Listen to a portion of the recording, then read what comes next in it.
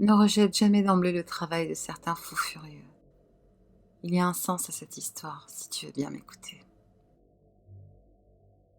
Regarde, nous nous demandons tous si le voyage dans le temps est possible, non?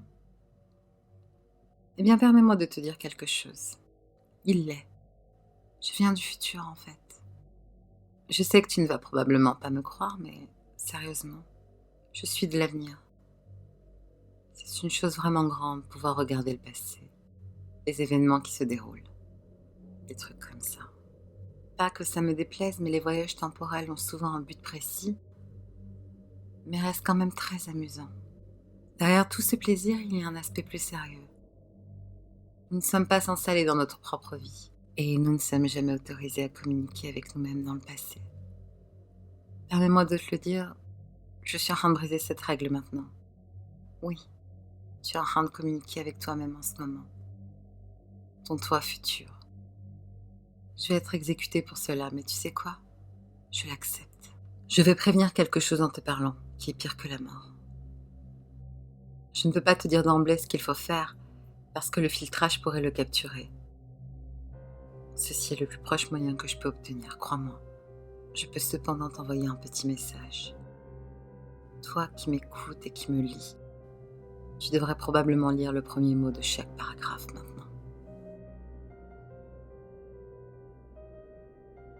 J'ai déménagé il y a 5 ans dans une nouvelle maison. D'étranges choses s'y sont passées ces 2 dernières années. Tout a commencé en octobre 2004. J'avais remarqué d'étranges traces de pas, mais sans y faire attention, pensant qu'il y avait une explication logique à ça.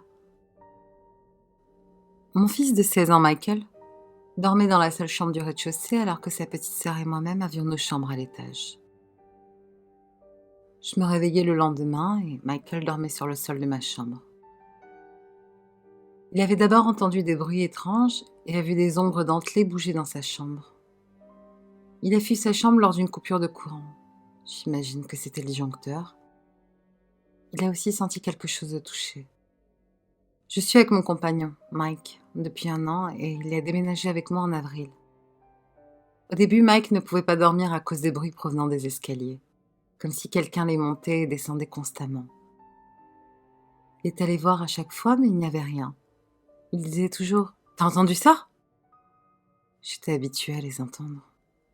Il y a 4 mois, Mike était sur son ordi dans la salle à côté de la chambre de Michael. Et il sursauta de douleur.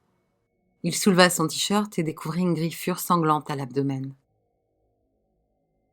Il n'y avait rien de tranchant à proximité et il n'y avait aucune explication à cela. Je voyais parfois des ombres du coin de l'œil aussi et je pensais que c'était mon imagination. Il y a 2 semaines, nous étions dans notre lit à regarder la télé. La porte était sur ma gauche et je vis du coin de l'œil une ombre bouger en direction de la chambre de ma fille. Mike sursauta et me dit qu'il l'avait vue aussi.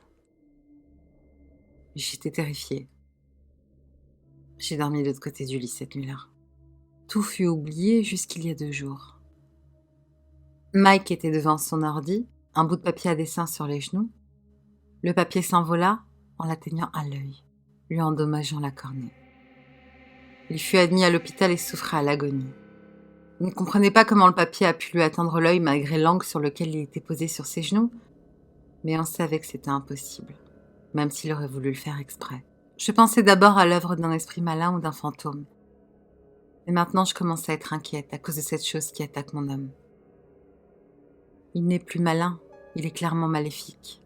Je me demande si cette ombre qui est toujours avec moi, que je vois du coin de l'œil, ou si c'est quelque chose qui est déjà dans la maison.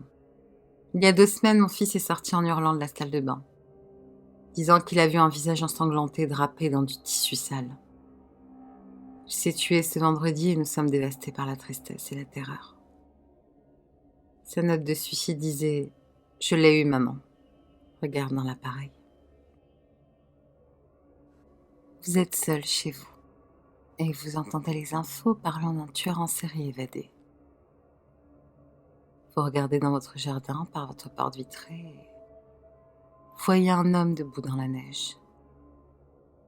Il correspond parfaitement au profil du tueur et il vous sourit. Vous déglutissez, prenez le téléphone et appelez police secours. Vous regardez la vitre encore une fois, le téléphone à l'oreille, et vous voyez qu'il s'est approché. Vous lâchez le téléphone sous le choc, il n'y a pas d'empreinte dans la neige. C'est son reflet dans la vitre. Samedi matin, Lucie reçoit un colis par la poste, mais il n'y a pas de nom d'expéditeur dessus.